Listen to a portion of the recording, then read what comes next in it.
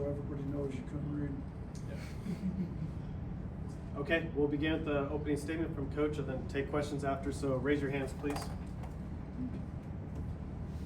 Yeah, so second road game in the SEC is obviously one of the better teams in the SEC. They've won 9 straight, top 10 in the country. I think it's the first time it's been 2 top 10 teams play there at A&M. So they're going to be ready. I'm sure their fans are going to be ready. Last time we were down there, they had a great environment. So the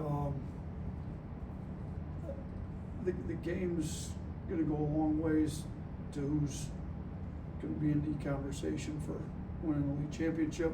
There's 5 teams that are 2-0, and we're 2 of them. So I think they got the 3rd longest win streak in the country, and we got the 6th or 7th longest win streak in the country. So it's going to be a good game.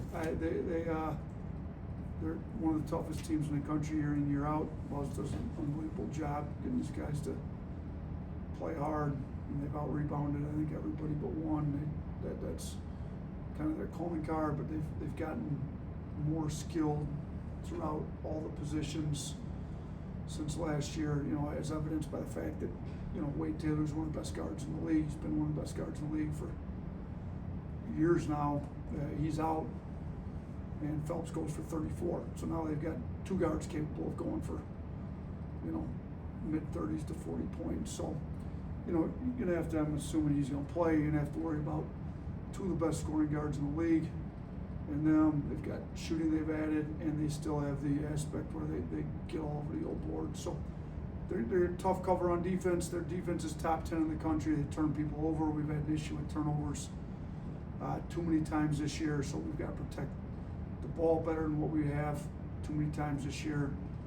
And then, they're tough guys. I mean, we've been able to save ourselves with our poor shooting from 3 by how many offensive rebounds we've gotten, and they roll out some tough guys that aren't just going to hand us old board. So we're going to be in for a dogfight down there, and we know it.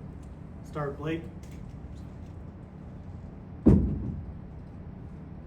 Hey, I was just wondering what you thought of what you've seen from UBC Mallette this season, and if he's kind of playing the amount of minutes that you envisioned whenever you took him off the red shirt. I mean, like Houston, I love Houston. I think he's going to be really, really good, but his knees have been bothering him still. Like that's the issue with him is, they got him well enough to play the games they needed him to at Pepperdine, but he didn't practice the entire summer. A lot of the fall he was out because he's had these recurring knee issues, and still not 100%. So when he's played, he's been able to, with his knee, his efforts unbelievable. That's the issue too with him. Like, right, he's got bad knees, but he's flying around like he's 13 years old and has no mileage on his knees. So, he's got no off switch, as he likes to say, which is great.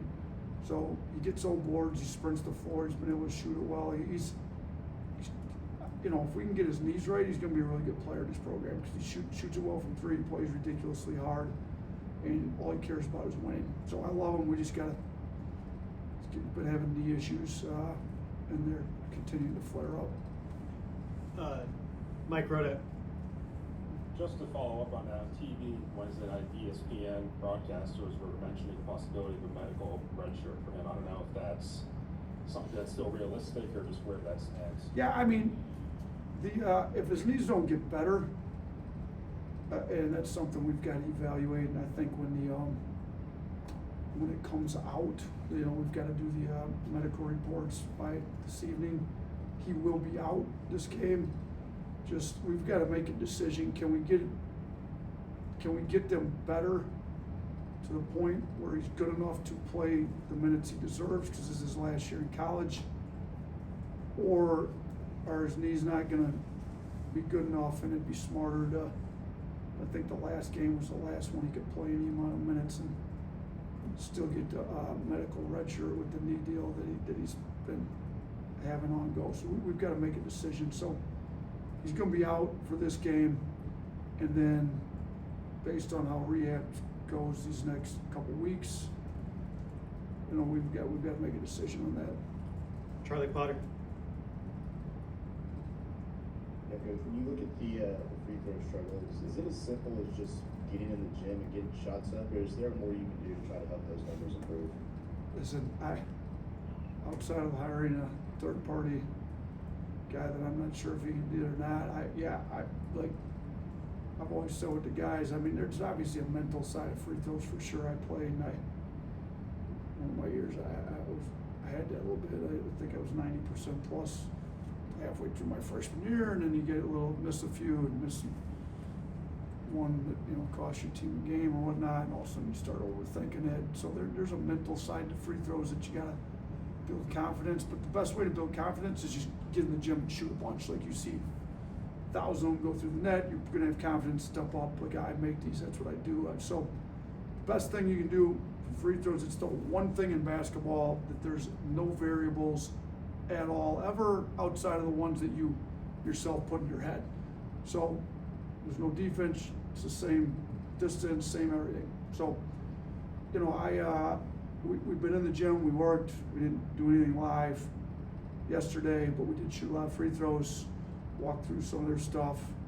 Guys have been in the gym on their own shooting them, but yeah, it's something if we don't fix, it's gonna cost us a game, because there's plenty of games, you know, I think Ken Pom's got us losing this game by 1. You know, it would stink to lose a game by 1 and go 10 and 20 at the line like we did the last game. Jack Knoll.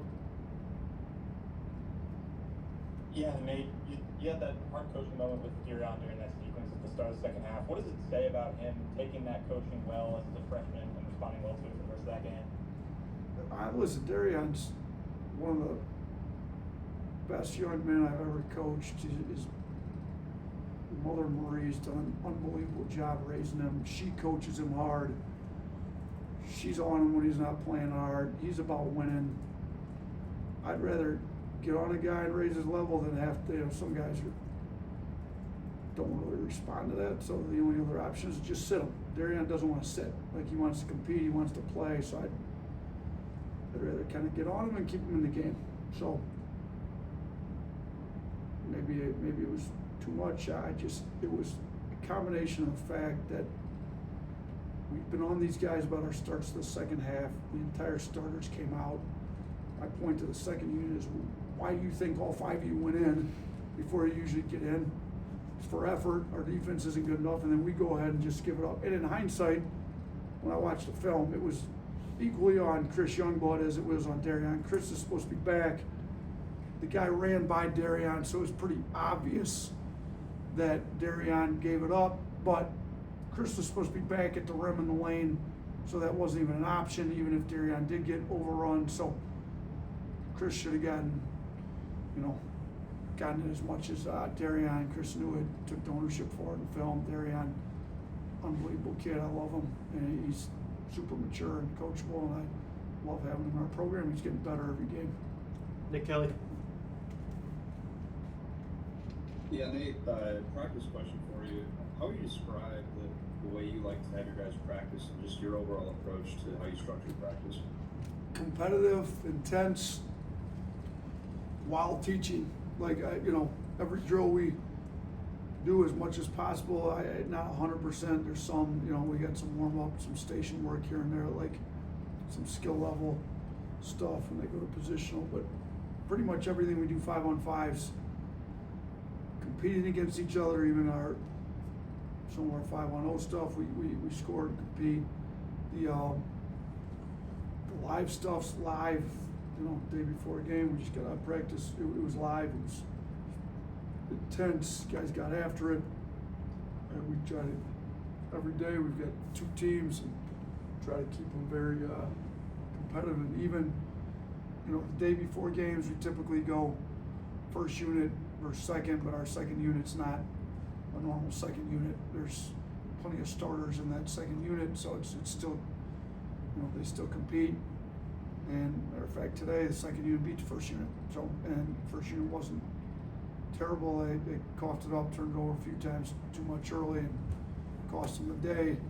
But I just we get after it, but we still teach them. It's not just a tough man contest. There's still lots of teaching while we do it, but we try to teach a lot in film, and when we get going in practice, we try to we don't want to stop and talk for long periods of time. The teaching's quick, it's on the side, it's an assistant pulling one guy out. It's quick so that we can keep the pace of practice moving at a high level. Tony?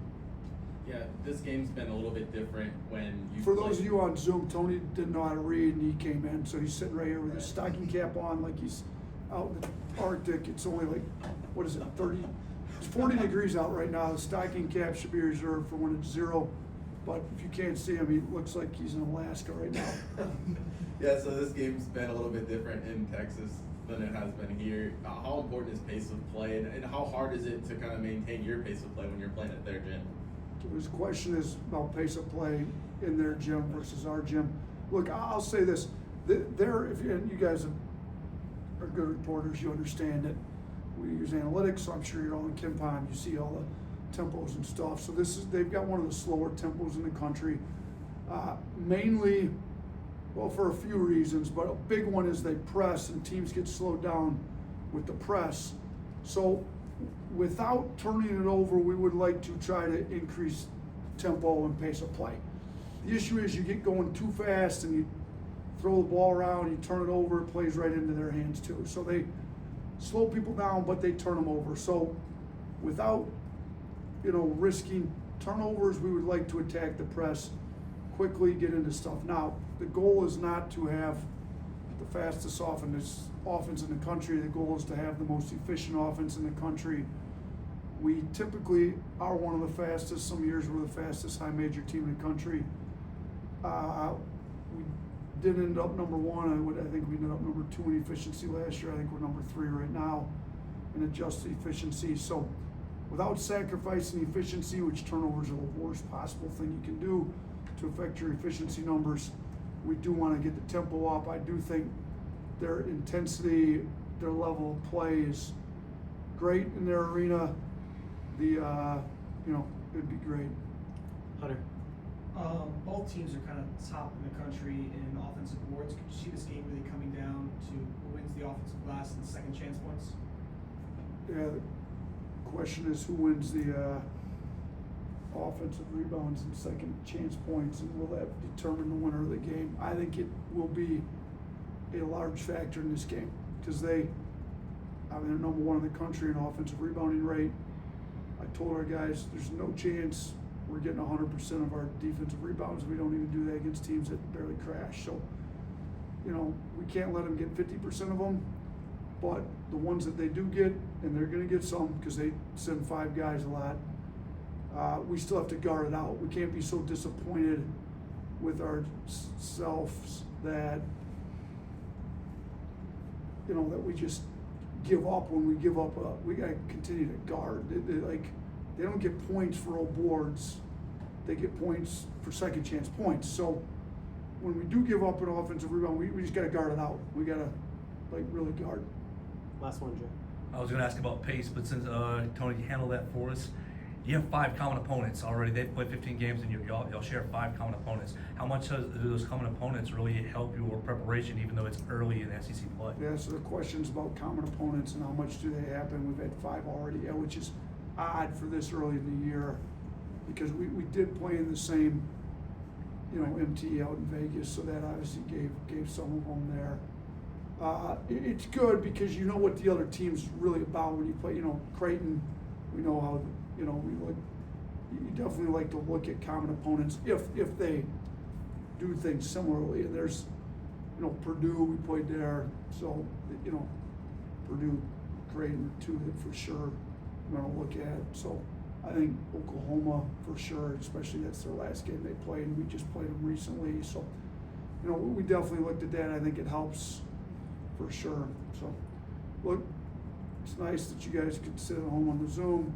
Tony wasn't the only one. Some of these guys, I think they just wanted to come in because it looks like, even when they tell you to stay home, if you come in, Steven's gonna feel bad and give you a question, even if you didn't follow instructions. If you come in, you get to ask a question. So appreciate you guys coming in, the 3 of you. Appreciate you guys that got on the Zoom. Roll Tide. We'll see you back in Coleman on Tuesday. That's good.